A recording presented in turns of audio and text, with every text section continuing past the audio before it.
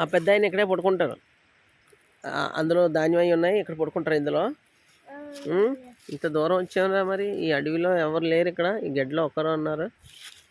మరి రాత్రిళ్ళు పుళ్ళు సింహాలు అలాంటి వస్తుంటావా? మరి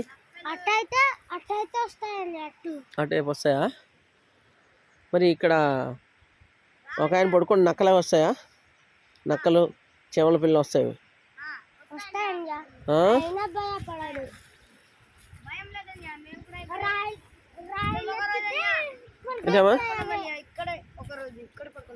ఇక్కడే పడుకుంటారా? ఏమి అలాగా?